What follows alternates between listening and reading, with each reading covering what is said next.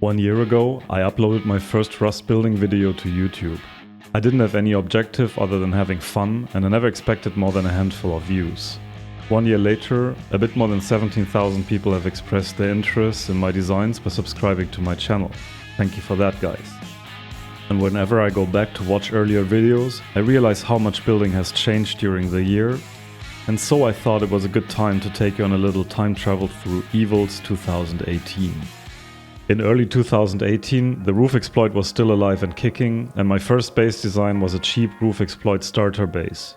The roof exploit took advantage of the fact that roofs came with walls on the sides, which disappeared if another roof was placed next to it. I'd started using it because all of my old designs that relied heavily on wall stacking and building tall bases had become obsolete once twig and ladder rating had been introduced. The base was meant to protect my early loot before I even had the first metal ore smelted. The exploit allowed to easily access the TC as well as an underground loot room bunker. To my surprise, despite the awful production quality, the video attracted 20k views. I kept designing around the roof exploit and tried to find more advanced uses and ways to neatly integrate them into bases. Another popular video was this advanced roof exploit solo starter base, which integrated an actual airlock. No one could go deep on that base.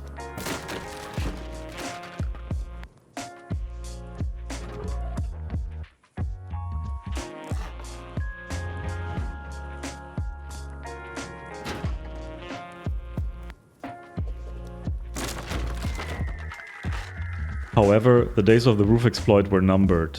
After very big YouTubers such as Search had shown the roof exploit to a very large audience, FacePunch finally geared up to patch it. My last design was a novel hidden loot compartment where you would place a slanted twig roof through a metal roof, which then opened up the sides and revealed the hidden loot.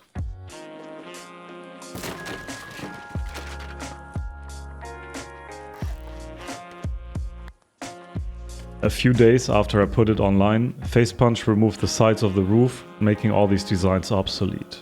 Today, there are still a few viable roof bunker designs, but none of them match the simplicity and the versatility of this early exploit.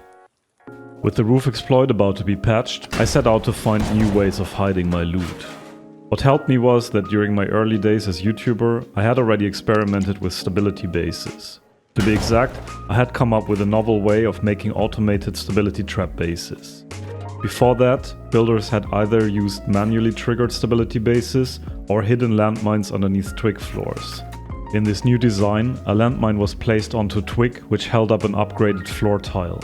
If someone stepped onto the landmine, its explosion destroyed the twig and made the upgraded floor tile collapse. Sadly, the two early designs I published were largely ignored. Only with the recent release of the Snake Pit, the design made its way to a larger audience. Nevertheless, those early designs inspired me to use stability for secret loot bunkers. I thought, if the trap perfectly seals a compartment, what prevents me from removing the landmine, hiding my loot in there, place a sleeping bag, seal myself in, and hit out the twig with my rock to get back out? This is how my first concept build looked like. The untrained eye would only see a floor. As the base owner, however, you could spawn inside the bunker and break the twig, which in turn would collapse the upgraded floor tile and open up the bunker. My thought was to propose this as a way to hide loot in case the roof exploit would be patched.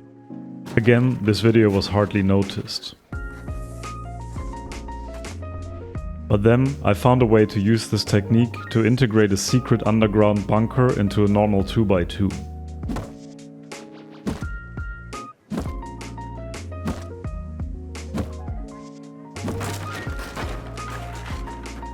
And this attracted a lot more viewers. Among those viewers was PrinceVids, who invited me to join his livestream on brainstorming designs around this new stability technique. Prince would later shout out this channel in the video where he presented his own stability bunker design. Thanks to this shoutout, my channel grew over 1k subscribers. At the livestream, I had also met Zedge, with whom I would be co-designing many bases from this point on. Our first joint design was the Alien Solo Duo base with a stability bunker where the twig that held up the bunker seal was immune to incendiary rockets.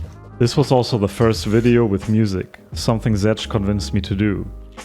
Facepunch also noticed this exploit and started to address it. Luckily, it was patched only partially. A game update made it so that walls would give stability to floor tiles attached at half height. While this made several stability bunker designs obsolete, it has enabled a lot of new techniques to save material during the build. Today, at the end of 2018, the stability bunker technique is alive and well known. It has been featured by a lot of base designers, including the designs of grandmasters such as Princewitz and H-June. The most successful stability bunker design to date on this channel is the Phoenix. One day, Zed showed me that it was possible to place an upgraded slanted roof onto a twig half wall and have it stick through the ceiling, which could then be used to block off the passage above that ceiling. It took me many weeks to come up with a design for showing off this novel exploit that I was happy with. The Phoenix is basically a honeycombed 1x3 where a chute leads into the core of the base. If the roof is placed, it seals the chute and prevents cheap door raiding. I keep using this base regularly myself, even today.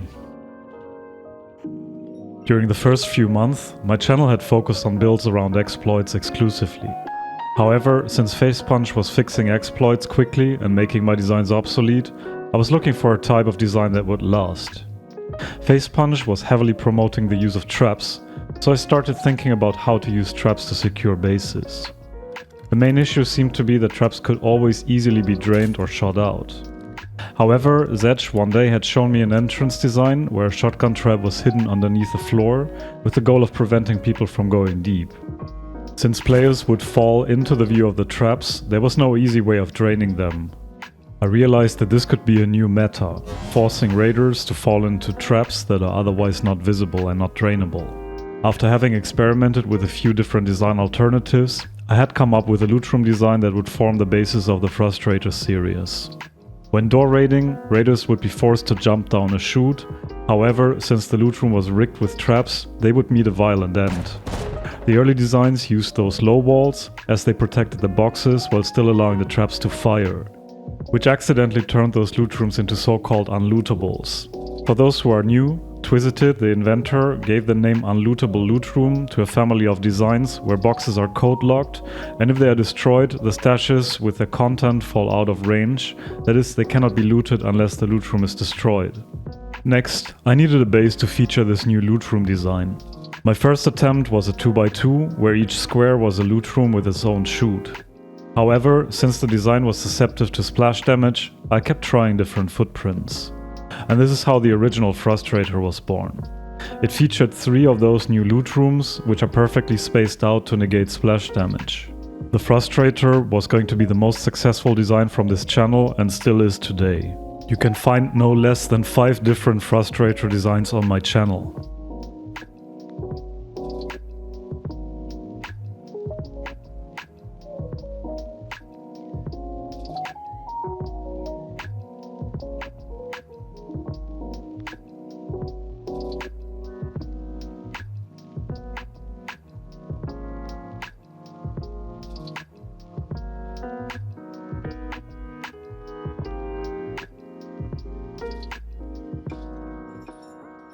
There used to be a time when there was no upkeep.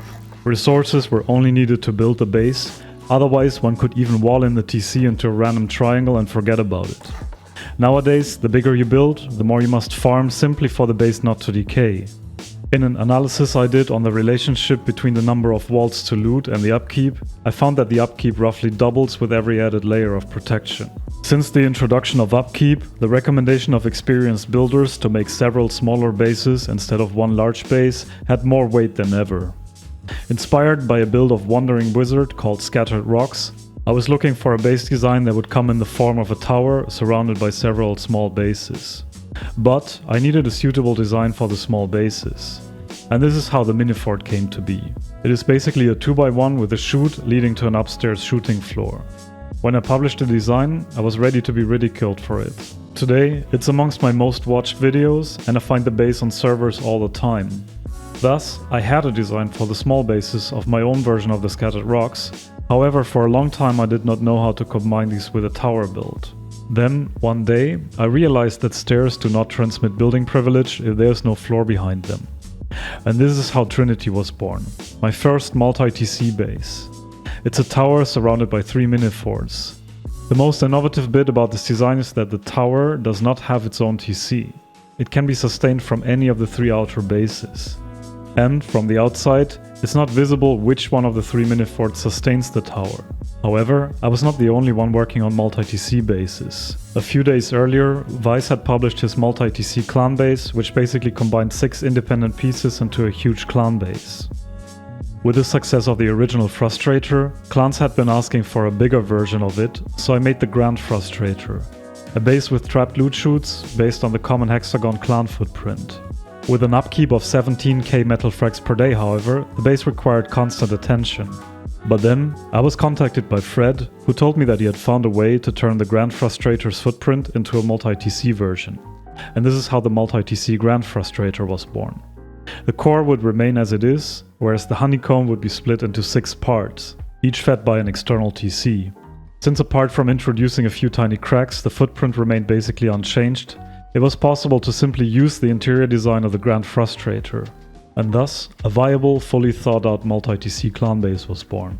The base inspired such a response that a clan formed just to build the base on Rustified Medium 3.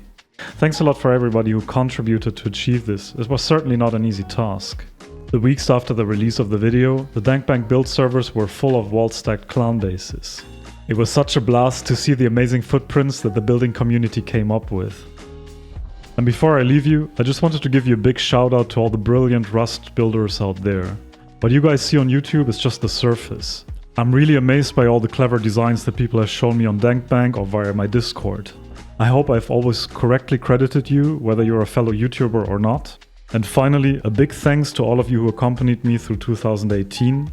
I wish you all the best for the upcoming year. Until then, Evil Wurst out.